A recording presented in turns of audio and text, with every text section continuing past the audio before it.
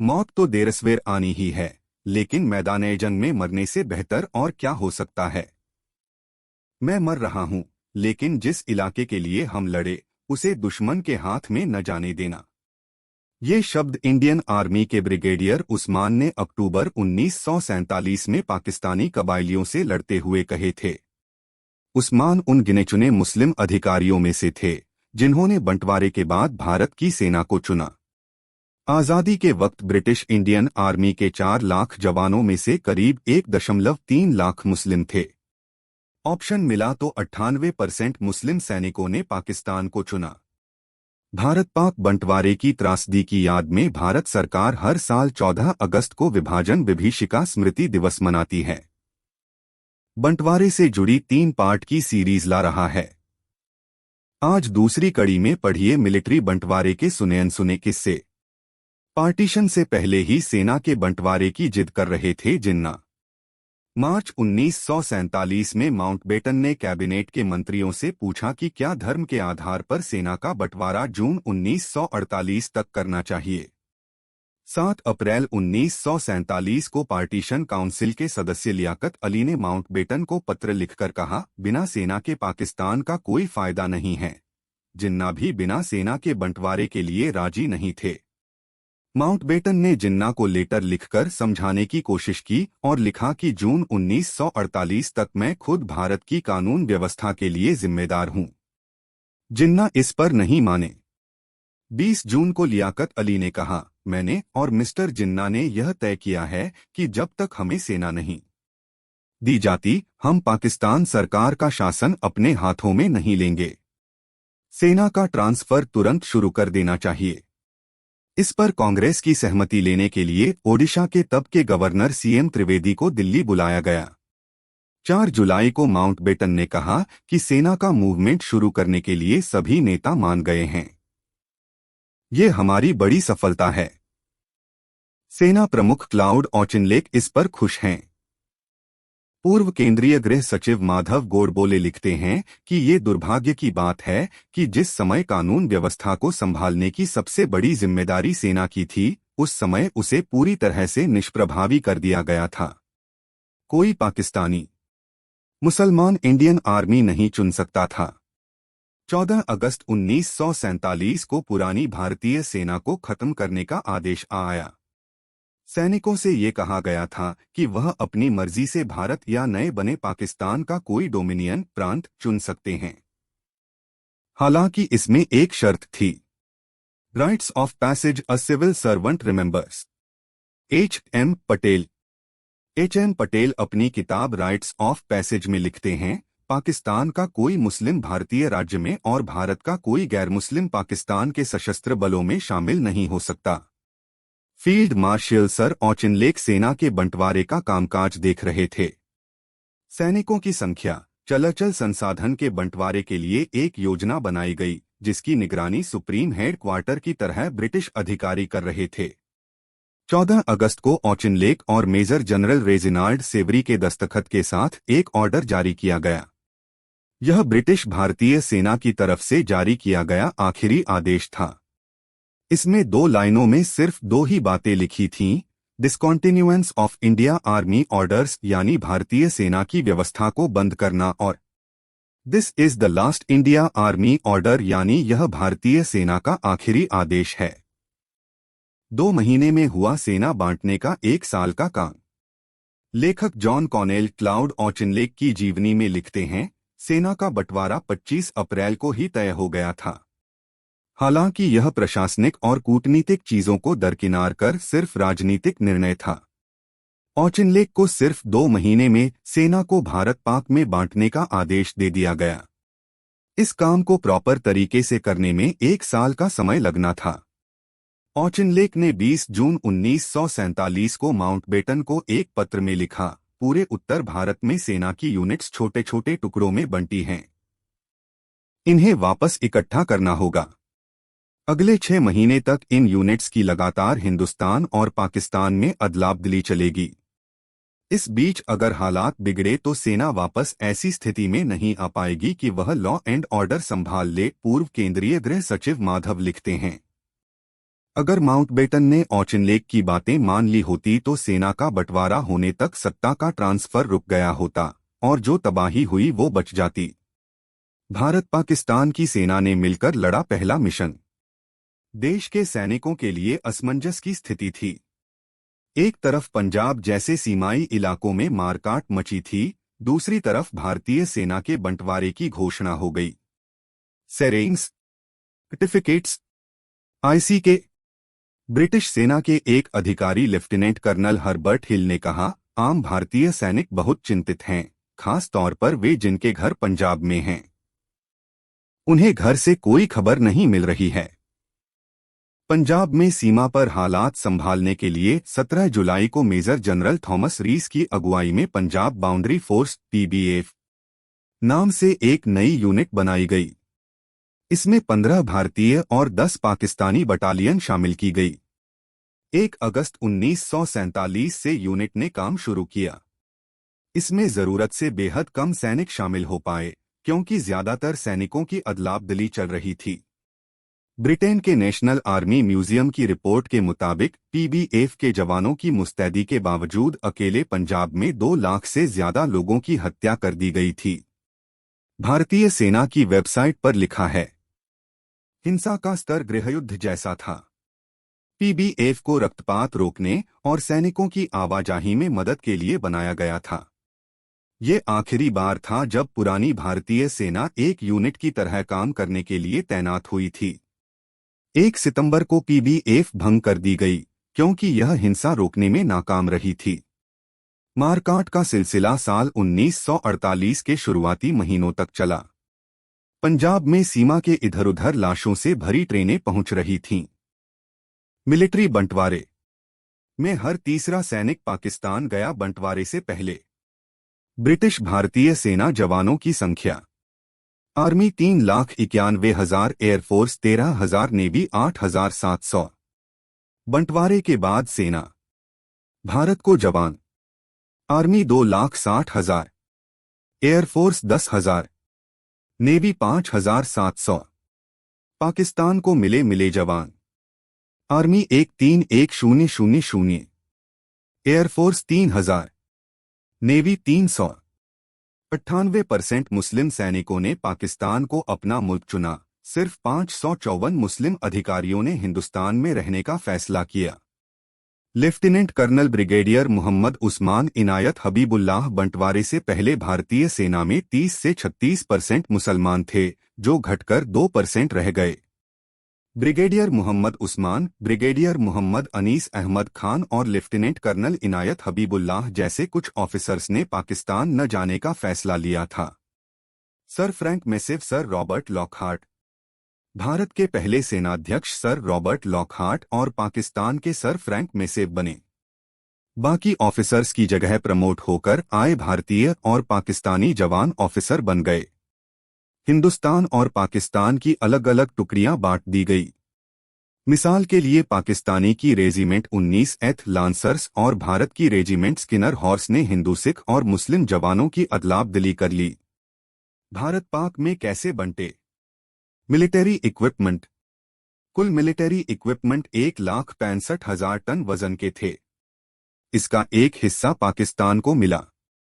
भारतीय नेवी को 4 नावें, 12 स्वीपर्स यानी समुद्र में माइन ढूंढ निकालने वाले जहाज और एक युद्धपोत मिला। वहीं पाकिस्तान को 2 छोटी नावें और 4 स्वीपर्स मिले। ज्यादातर नेवी के ट्रेनिंग बेस पाकिस्तान के इलाके में आए। इन पर तैनात ज्यादातर ऑफिसर भी पाकिस्तान चले गए। भारत के हिस्से में ऐसे बहुत कम ऑफिसर थे जिन्हें युद्धपोत और नेवी के दूसरे जहाज चलाना आता था। भारतीय एयरफोर्स को 8 स्क्वाड्रन मिले, इनमें से 7 फाइटर स्क्वाड्रन थे और 1 ट्रांसपोर्ट स्क्वाइन था। वहीं पाकिस्तान को 2 फाइटर स्क्वाड्रन और कुछ दूसरे जहाज मिले। 1954 तक भारत की जमीनी सेना में जवानों की तादाद बढ़कर 4,30,000 हो गई। राज्यों की फोर्स में कुल 17,000 जवान हो गए। नेवी में 8,635 सैनिक थे। वहीं एयरफोर्स में कुल 14,255 जवान थे। पाकिस्तान की आर्मी में 1,48,000 सैनिक हो गए। सिक्योरिटी फोर्सेज में 50,000, आज़ाद कश्मीर फोर्स में 20,000, नेवी में 5,206 और एयरफोर्स में 13,567 जवान थे। बंटवारे के समय सेना की सबसे यादगार 5 कहानियां जिनकी चर्चा कम होती है। 1. नायक नंद सिंह अपनी बटालियन बचाते हुए शहीद हो गए। नायक नंद सिंह 11वीं सिख रेजिमेंट में जमादार की पोस्ट पर थे। द्वितीय विश्व युद्ध में अंग्रेजों की तरफ से बर्मा में जंग लड़ते समय उन्होंने घायल होने के बावजूद एक के बाद एक 3 पॉइंट कब्जा किए थे। उन्हें इसके लिए विक्टोरिया क्रॉस पदक मिला था। 12 दिसंबर 1947 को उनकी बटालियन पर एक पाकिस्तानी टुकड़ी ने हमला कर दिया। जगह थी कश्मीर का उरी इलाका। नंद सिंह ने अपनी बटालियन को सुरक्षित निकालने में मदद की, लेकिन खुद शहीद हो गए। उन्हें मरणोपरांत महावीर चक्र दिया गया। ये युद्ध के मैदान में वीरता के लिए दिया जाने वाला भारतीय सेना का दूसरा सबसे बड़ा पदक है। बंटवारे में हजारों सैनिकों मारे गए। कश्मीर हथियाने के लिए 1947 से 48 में हुई लड़ाई में 1104 भारतीय सैनिक शहीद हो गए, जबकि 3100 से ज्यादा घायल हुए। कई जगह दोनों देशों की फौजों ने निकलने में एक दूसरे की मदद भी की। अंग्रेज अफसर मेजर एडवर्ड मैकमुर्डो राइट ने 1991 में लिखा, हिंदू स्क्वाड्रन के कुछ सैनिकों को पठानों द्वारा मार दिए जाने का डर था। ऐसे में रेजिमेंट के अंदर वफादारी काम आई। मुस्लिम पंजाबी स्क्वाड्रन ने 2 और स्क्वाड्रन की जान बचाई और एक दिन रात में चोरी छिपे हिंदुओं को बाहर निकाल दिया। 2. जब पाकिस्तान में फहरा तिरंगा, आदेश के खिलाफ ले आए भारी गोला बारूद। 1/7 राजपूत बटालियन का एक किस्सा ऐसा ही है। रिटायर्ड कर्नल डीपी के पिल्लै के मुताबिक 1/7 राजपूत उत्तर पश्चिमी फ्रंटियर प्रोविंस में रजमक नाम के बंजर इलाके में तैनात थी। इसमें आधे हिंदू और आधे मुस्लिम जवान थे।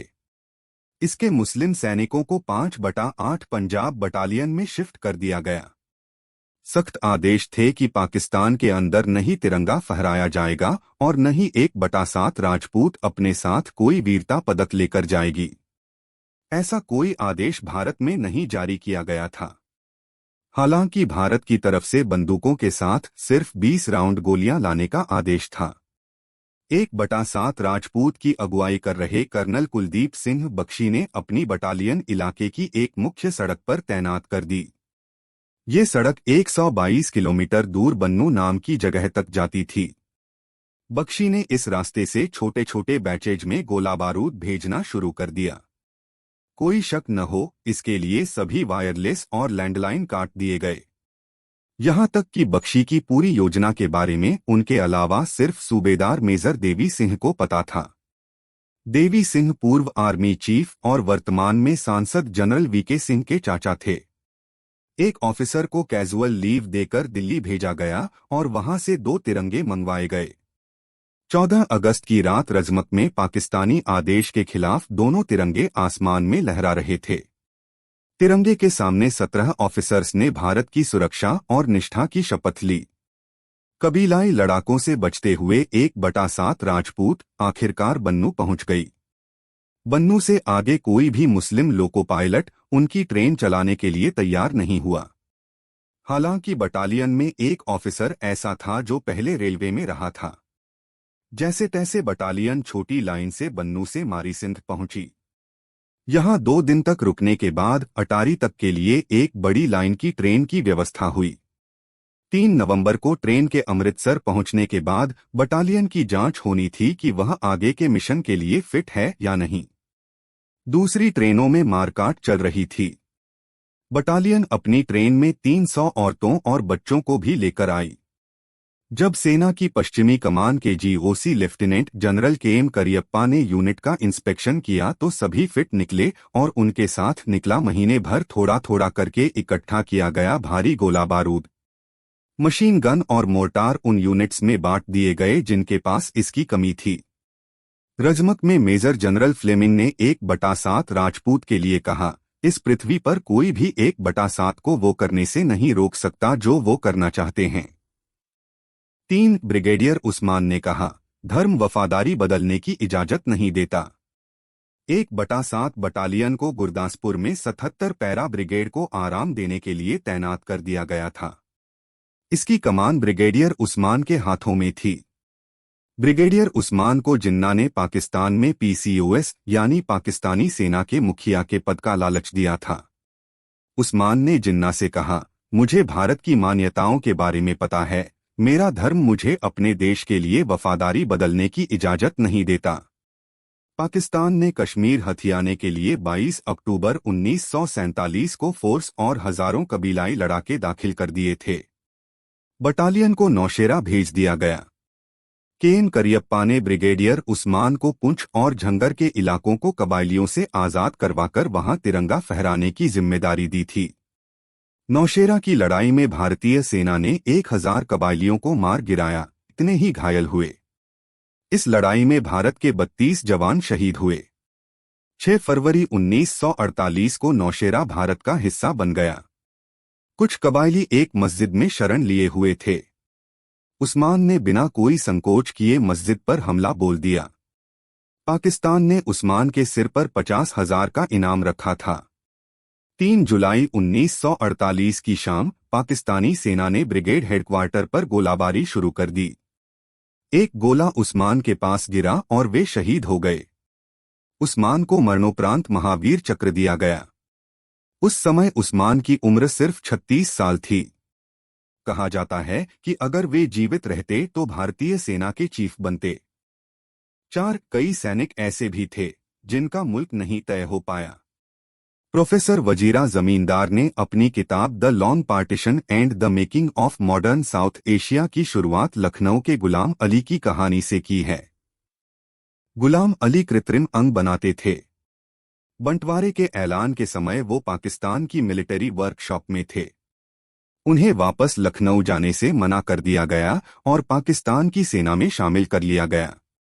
1950 में उन्हें ये कहकर पाकिस्तानी सेना से निकाल दिया गया कि तुम भारत के नागरिक हो। भारत की तरफ रुख किया तो पाकिस्तानी सैनिक मानकर और परमिट न होने के चलते गिरफ्तार कर लिया गया। 1951 में गुलाम को जेल से निकालकर वापस पाकिस्तान भेज दिया गया। वह 6 साल तक दोनों देशों की जेल और रिफ्यूजी कैंपों में भेजे जाते रहे। आखिर में उन्हें पाकिस्तान में एक मुस्लिम सैनिक मानते हुए जेल भेज दिया गया जो पाकिस्तान के हिंदू कैदियों के कैंप में रह रहा था। 5.1948 में आखिरी ब्रिटिश बटालियन ने भारत छोड़ा। सेना के बंटवारे के बाद धीरे धीरे बाकी बचे ब्रिटिश सैनिकों की भी भारत से विदाई होने लगी। 28 फरवरी को भारत छोड़ने वाली आखिरी ब्रिटिश यूनिट का नाम 1 सेंट battalion Somerset light infantry Prince Albert था। लेफ्टिनेंट कर्नल डगलस ग्रे ने 1990 में लिखा, मैं उन हालात में भारत और स्किनर हॉर्स के लोगों को पीछे छोड़ रहा था। एक जवान मेरे पास आया। उसने कहा, लेकिन साहब हमने आपके लिए जंग लड़ी थी, आप हमारे लिए क्यों नहीं लड़ते? और मैं लगभग रो पड़ा। आज भारत दुनिया की चौथी सबसे मजबूत मिलिट्री, पाकिस्तान 9वें नंबर पर पैमाने। भारतीय सेना 14,55,550। सक्रिय सैनिक 11,55,000। रिजर्व जवान 25,27,000। पैरामिलिट्री जवान 2,296। एयरक्राफ्ट 606। लड़ाकू विमान 869। हेलीकॉप्टर 4,614। टैंक 1,51,248। बख्तरबंद गाड़ियां 294। युद्धपोत 2। Aircraft carrier 12। डिस्ट्रॉयर पोत 18। पनडुब्बी 61। पाकिस्तानी सेना 6,54,000। सक्रिय सैनिक 5,50,000। रिजर्व जवान 5 लाख। पैरामिलिट्री जवान 1,434। एयरक्राफ्ट 387। लड़ाकू विमान 352। हेलीकॉप्टर 3,742। टैंक 50,523।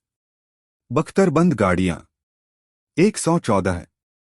युद्धपोत 0 एयरक्राफ्ट कैरियर 2 डिस्ट्रॉयर पोत 8 पनडुब्बी 0